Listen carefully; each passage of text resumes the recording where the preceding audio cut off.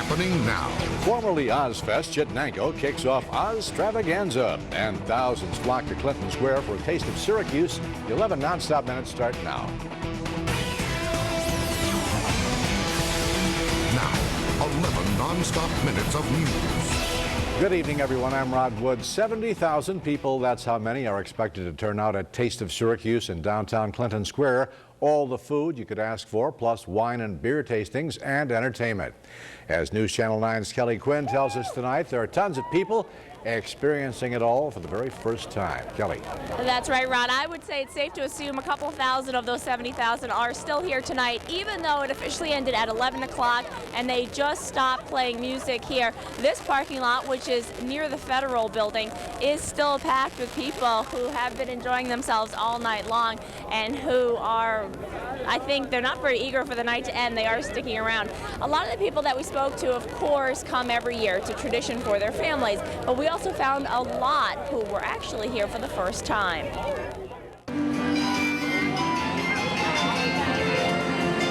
It's a lot to take in. Have a feast. This is the first time the Browns have been able to get a taste of Syracuse, and their daughter's taking the festival's name quite literally. Yeah, this pasta is great. I never had pasta so good before. It is so good. The next plan, get some dessert. There are plenty to choose from the delicacies to this boy's ice cream of choice, chocolate chip. And I won't stay long, probably, I don't know, an hour, hour and a half. We'll meander our way through, to see what booth we're interested in. Breaking through a crowd this size can be a little daunting, unless you're up here. Getting to Clinton Square wasn't easy either. Driving down here, I almost turned around and left because you couldn't find a place to get even to park or to even get close to it.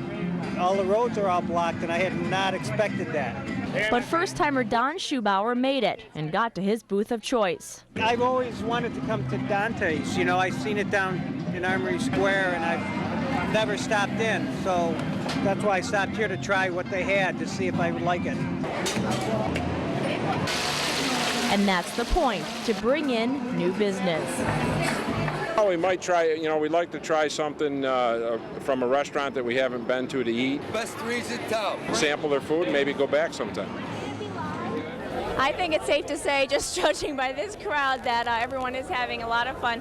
During day one of Taste of Syracuse, again, it officially ended at 11 o'clock, but behind this group there are still lines of people waiting for some food because some of the vendors were nice enough to stay open.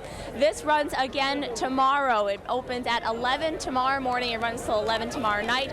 Today, perfect weather. How does tomorrow look? Let's check in with Jim Teskey. Jim? Well, Kelly, yeah, it was perfect, warm and humid, and it stayed dry all day today. As we go through tomorrow, it's going to start off the same way. We're going to see hazy sunshine. If you're out around noon, no threat of any rain. However, between 3 and 8, there will be a few thunderstorms around central New York, and some of those could come close to Syracuse in the Taste of Syracuse. Temperature about 86 degrees at 3 o'clock, and 8 o'clock we think temperatures will be dropping to around 78 degrees. Winds won't be too bad as we go through the day tomorrow. What about the rest of the weekend? Well, we'll give you details about that and talk about the latest tropical system, Tropical Storm Barry. That's coming up in just a bit. Rod? Jim, thanks. Good news for people who work downtown tonight. The Warren Street Garage has new owners. Mayor Matt Driscoll's office says a New York City firm purchased the 470-space garage from its current owner. The city forced the garage to shut down more than a year ago, citing unsafe conditions. The new owners say they have presented City Hall with complete plans to make all the necessary plans to reopen the garage by November. Happening now, Oneida County investigators are working to find out just how fast a car was traveling in Westmoreland last night when it hit a tree and split in half. New Hartford High School senior Cheryl Rettig was a passenger in the car, and she died in the crash. Another passenger is in fair condition at a Utica hospital, and the 17-year-old driver has already been released. So far, police say they know the car was going over the speed limit. They just don't know by how much. Back here in Syracuse, City Police are hoping you can help them identify a bank robber this evening. Investigators say the man held up the HSBC branch on North Salina Street early this afternoon, right around 1:30. An ink pack was embedded in the money and it exploded as the robber ran across the street. There was no word tonight on just how much money was taken. Police say the suspect is a husky man with a goatee, last seen with a black baseball cap, a white t-shirt, blue jeans, and Timberland boots. If you recognize this man, give Syracuse police a call. Their number 442-5222. A Syracuse man is recovering at University Hospital tonight after being hit by a school bus. It happened right behind the Post Standard building late this afternoon. The bus load of elementary school students was turning from Herald Place onto North Clinton Street when it hit Joseph Carroll. No tickets have been issued as of tonight. The Tompkins County woman accused of drowning her 2-year-old niece back on May 15th is facing more serious charges tonight. The district attorney's office is charging Marie Manos with murder and aggravated sexual abuse. If Manos is convicted of the murder charge, she could face 25 years to life in prison. State police say the autopsy shows Grace Manos died from drowning and blunt force trauma while being sexually abused. Police were called to Marie's home on May 15th.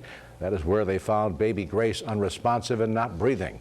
Grace was treated at University Hospital where she died the next day. Manos is expected to be arraigned in Dryden Town Courts on Tuesday. Covering New York tonight, a Seneca Falls man is dead after crashing his car into a tanker truck along Route 14 in the town of Phelps. Police say 54-year-old James Blanchard failed to yield the right of way. The truck was filled with rainbow trout from a state fish hatchery in Herkimer County. A replacement truck took the fish the rest of the way to Lake Ontario. Strong storms yesterday knocked out power to many near Albany. Watch the left side of your screen now. A police officer directing traffic was hurt when a tree fell on him. The pictures were caught by the dashboard camera of another police car. The officer was treated for minor injuries, and tonight he is back on the job. A former majority leader of the New York State Senate is dead tonight. Republican Warren Anderson was first elected to the Senate in 1953.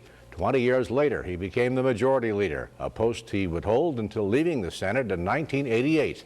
His co-workers at a Binghamton law firm say Anderson worked right up until last Wednesday when he felt ill and went to the hospital.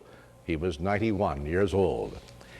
It is some of the most visible vacant land in the city of Syracuse. News Channel 9 has learned a new hotel, retail, and restaurant development is in the works, and it's nowhere near the Carousel Center or the Inner Harbor. Tonight, Dan Cummings tells us where you'll soon see construction crews. Driving by on 690, the only development you see so far are the new billboards. They're hard to miss, but the horn companies already have big plans for all the land beneath the big boards. Company president Tom Hornstein. There'll be some retailer, big box guys that are looking at it. There'll be some hotels that are looking at it and some restaurants that'll be looking at it. Hornstein wouldn't talk about specific restaurants, big box retailers, or hotels, but staff to the Syracuse City Planning Commission says preliminary plans have just been submitted for a Hampton Inn to occupy one of the parcels, and a Hampton Inn representative confirms the plans for News Channel 9. In all, the sprawling development will cover 11 acres, bounded by 690 to the north, Thompson Road to the east, and Erie Boulevard to the south. The main entrance to the new development will be here off Erie Boulevard between Chuck E. Cheese and Doherty's Masquerade. Most of the development along Erie Boulevard from here to Shoppingtown has already taken place. So this is probably the next big parcel of land that would be available for retailers that are trying to do both the city of Syracuse and the town of DeWitt. There's 1,000 feet of frontage on 690, and I think we have 1,200 feet of back frontage. Some of the land has already been cleared. The development itself could begin to take shape as early as this summer. We'll have some announcements to make probably within the next 60 days. Now, Dan Cummings has also learned that one major hurdle for the project may not be an issue after all. A 20-year-old map indicates part of the acreage is protected wetland, but a spokeswoman for the state's Department of Environmental Conservation says the latest inspection just last week says just the opposite. The DEC will make a final ruling within the next 2 weeks. Covering America tonight, 18 inmates are being treated for stab wounds after a massive fight broke out in a prison yard near Baltimore this afternoon. The prison remains on lockdown tonight as 3 of the inmates are said to be in critical condition. No officers were hurt in the fight. So far, no word on exactly how it started or how weapons made their way into the yard. The man known as Dr. Death is free from prison tonight. Dr. Jack Kevorkian spent the last 8 years behind bars for helping a man with Lou Gehrig's disease take his own life. The 79-year-old pathologist will remain on parole for another 2 years and has promised to never conduct another assisted suicide, but says he still thinks the act should be legalized. Well, it is a new name for an old tradition in the village of Chittenango this weekend. Ozfest is now Ozstravaganza in honor of Chittenango native L. Frank Baum, who wrote the original Wizard of Oz story. Some of the Munchkins from the famous 1939 film version signed autographs, and people enjoyed other attractions, including a midway packed with rides. It continues tomorrow and Sunday. The village of Chittenango has a complete list of events for the weekend online. You'll find it under News Channel 9 links at 9WSYR.com. Coming up in sports, the Lemoyne baseball team loses to Texas A&M in the NCAA tournament. The Yankees are routing the Red Sox at Fenway as Joe Torre shows emotion. And the West Genesee boys lacrosse team wins its 6th straight sectional title. The Wildcats take care of Beeville in the Class A final 13-8. The Donahues combined for 5 goals. All the highlights and reaction later in sports. Also ahead tonight, President Bush continues to rally Congress to pass his latest bill dealing with illegal immigration. Plus, it's been considered a brand new wave for reality TV, but it wasn't so real after all. And next, more local news, including these plastic flamingos are soon to be invading Oneida County. We'll explain. From the station that is breaking news, you're watching News Channel 9, 11 at 11. The forecast where you live from the News Channel 9 Storm Team. Well, today a day more typical of what you might see later in July or August, as you'll see temperatures well above normal. We normally should be in the mid-70s. We've already talked about temperatures now in the mid to upper 80s the last few days. 87 the high, the low 64. No rainfall to start the month of June. Outside right now, a few clouds and rather muggy, hazy out there, 71 currently. The dew point at 61, giving us a relative humidity at 70%. Pressure right now is steady and the winds have died off. They are calm. First off tonight, we're going to show you this composite of National Weather Service Doppler radars. The same air mass that's over us really encompasses much of the Ohio Valley stretching into the northeast. What happens in this warm and humid air mass, you warm up during the day and you see a flare-up of showers and thunderstorms like you see here, and then they kind of fall apart during the evening. And what we see right now is some storms near Washington, D.C. up toward New York City, also near Ottawa. They're moving southeast, and also some activity out over Lake Michigan. This is moving well to the northeast, won't be a factor for us. So we're kind of in the same situation tomorrow. We're going to heat up during the morning, so you're going to be quiet, hazy sunshine, and then as we head toward the middle of the day, 11, 12 o'clock, notice across the Finger Lakes, the computer model telling us that at least some thunderstorms going to try to develop and then swing to the east close to the Syracuse area late in the afternoon. And then once we get past 8 o'clock, I think a lot of this activity is going to fall apart. So there's going to be a window late in the afternoon where there'll be at least a few thunderstorms. I don't know if everyone's going to get wet, but at least a few thunderstorms to contend with. Certainly some thunderstorms well to the south. This is Barry, Tropical Storm Barry. Top winds of 45 miles per hour. The Gulf Coast, Louisiana, over toward Florida, all the Gulf of Mexico here. We'll play this a couple of times. You can see the bright yellow and orange associated with the higher cloud tops of the thunderstorm. The actual center of the storm is back in here, and that's disjointed from all the thunderstorms. That's not a sign really of any development that's going to occur with this storm as we go through the overnight. In fact, it's moving over cooler water, so really no sign of it becoming a hurricane as we go through the next 24 hours. But it will bring welcomed rain to Florida in the southeastern part of the United States. Some of this moisture will move up the East Coast very close to us Sunday night as well as Monday. Here's the forecast for us for tonight. No problems. Hazy conditions, partly cloudy skies, a low around 65. You wake up, hazy sunshine, light winds tomorrow morning, 72 by about 9 o'clock. And then during the afternoon, we'll bubble up a few thunderstorms. Outside of that, hazy and warm, 86 for the high. And And then as we go through tomorrow night, the thunderstorms die down, partly cloudy skies, and 65 again. A repeat performance, it looks like, on Sunday with some scattered afternoon thunderstorms. And then a better chance, we think, on Monday, a little cooler as well. That'll be followed by some cooler weather still for Tuesday and Wednesday, but that's not going to stick around. Showers and thunderstorms Tuesday, a leftover shower Wednesday morning, and then we're back up into the 80s for the end of the week. Some thunderstorms around here on Friday. And if you're out this weekend away from the TV or the internet and you want to take a look at live Doppler 9 or the Storm Team forecast, you can get it on your cell phone, mobile.9WSYR.com. It's good news for the economy of Oneida County and for people who enjoy tacky lawn decorations. Westmoreland County will pick up the manufacturing of the original plastic pink flamingo from a Boston area company that went out of business last year. HMC International LLC purchased the molds and copyrights for an undisclosed price back in April, but the deal was just announced this week. A special treat for kids at the Huntington School in Syracuse today. A monster truck pulled up in the school's driveway to give the kids a special demonstration, and it's all because student Albert Picken won a poster design contest. He also gets free tickets to the Monster Truck Jam tomorrow evening at the State Fairgrounds. The daycare provider in Hannibal charged with endangering the welfare of a child will have her case heard by a jury now. Today, Audrey Arnold's defense attorney and Fajo Edwards' parents both agreed to a full investigation. Arnold appeared today before Judge Walter Hafner. She explained that she shook the boy and patted his back because he stopped breathing. Some doctors say Fajo's injuries are consistent with shaken baby syndrome, but the defense says Arnold may have saved Fajo's life. She'll be back in court July 6th. Coming up in sports tonight, the Lemoyne baseball team goes for its first NCAA tournament win since 1989. John Elhart will have the highlights. And President Bush faces off with federal lawmakers over his latest immigration bill. From WSYR-TV, this is News Channel 9. A controversial Dutch reality TV show in which 3 contestants compete to win a kidney transplant is a hoax. Just before a terminally ill woman was supposed to declare who would win her kidneys, the host revealed that the donor was really a perfectly healthy actress.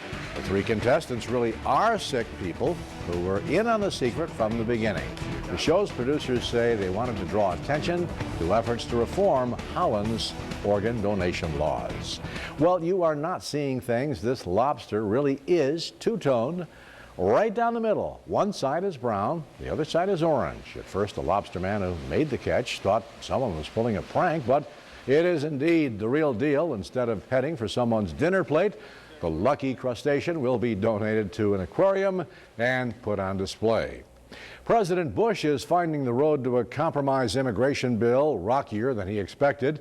Mr. Bush was out again today praising the proposed law and calling its opponents misguided. The problem is that many of those opponents form the backbone of the Republican Party. ABC's Maya Kolicki explains tonight. President Bush wants quick approval of the immigration reform bill that's being considered in the Senate. That means winning over critics, not just political opponents, but the ones in his own party. This bill is an amnesty. For those who call it amnesty, they're just trying to, in my judgment, frighten people about the bill. This bill is one that says we recognize that you're here illegally and there's a consequence for it. The immigration reform bill has caused a rift between the president and his traditionally loyal conservative base. What the president calls a merit-based system for citizenship, opponents call amnesty. Yesterday, protesters hit the streets of Georgia. Don't listen to them. They're selling snake oil, just like President Bush is selling snake oil. Conservative talk show hosts say the party faithful aren't buying it. I love the president, but when he's wrong, I disagree with him. I didn't like what he had to say about us and immigration. You know, it's frustrating to me. It's frustrating that they're trying to ram this whole thing down our throats. The president says that's not amnesty. Then what is it? Does he understand the bill? Does Trent Lott understand the bill? Does Mitch McConnell understand the bill? Clearly, the president's goal today was to change some minds. He says this bill is complicated. People may not think it's perfect, but he says it's good and should pass.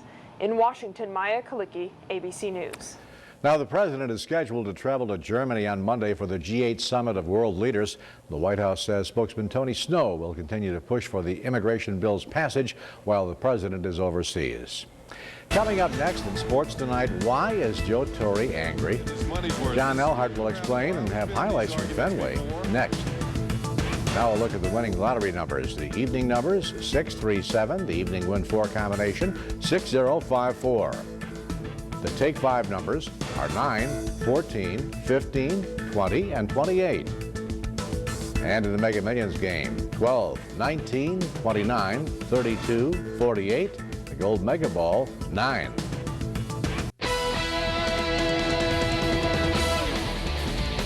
In sports tonight, the Wildcats do it again. The West Tennessee boys lacrosse team claims its 6th straight sectional championship and its 27th sectional title in 32 years under head coach Mike Messier.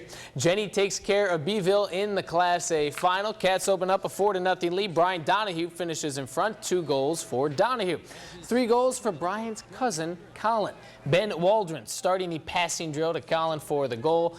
8-1, Jenny with the lead as John Desco enjoys the action. The Bees score 5 goals in the 4th. Jeremy Boltis ripping it home, but it's not enough. The Cats claim the Section 3 Class A crown with a 13-8 win.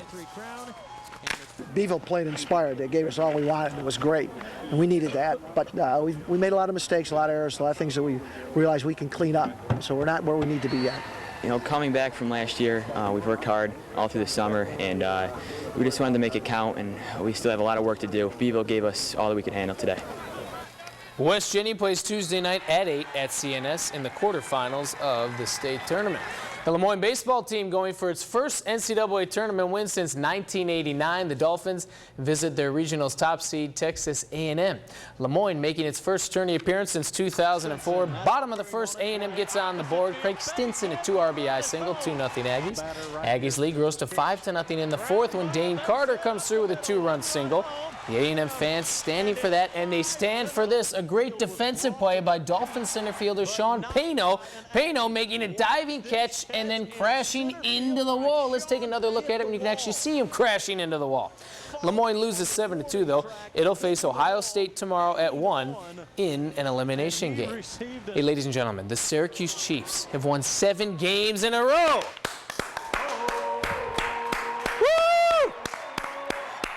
Ray Almeida making it 2-0. Then Kevin Barker making it 4-1. And the big blow of the game for the Chiefs, Mr. Chad Matola. Matola comes through with a 2-run home run. The Chiefs roll by a score of 6-1.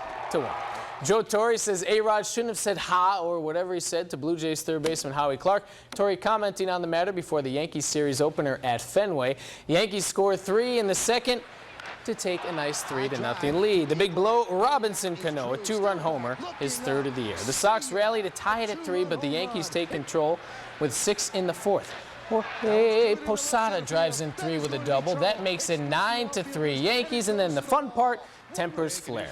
Joe Torre thrown out for arguing a caught stealing call against Bobby Abreu. Torre going at it with Jerry Crawford. Wagging the finger. Top of the 9th, Scott Proctor. Oh, my God, throwing at the head of Kevin Youkilis. Youkilis not liking that at all. The bench is clear. This game finally over. The Yankees win 9-5. All right, clap it up. We'll just clap for everything. Brandon Webb and the Diamondbacks taking advantage of the injury-depleted Mets. 4 Mets starters out of the lineup. They don't get many runs, only 1. Then Chris Snyder, a 2-run homer for the D-backs to make it 2-0. D-backs get 3 more on a Stephen Drew home run. D-backs win by a score of 5-1. The SU Athletics Department confirms today that it'll be dropping its men's and women's swimming and diving programs following the 2007-8 academic year. In its place, Syracuse will start up a varsity women's hockey team to begin competing in the fall of 08. Finally, in other SU news, former Henniger star Greg Rommel is the 7th pick of the Major League Lacrosse draft. Rochester drafts him. Rod's favorite, Steve Panarelli, drafted by Chicago, 24th overall in the 3rd round. 5 Cornell players drafted, including Skinny Atlas star Eric Pitter. Washington takes them in the 5th round, so congrats. I told you Panarelli See? would make the big time. Exactly. I predicted that years ago. You had it right on. Okay. Jim Teskey with a very quick forecast. A hazy sunshine, warm and humid, mid-80s, a couple of thunderstorms later in the afternoon tomorrow. All right, thank you, Jim. That's it for us. Nightline's next. Thank you for joining us. Have a great weekend. Good night, everybody.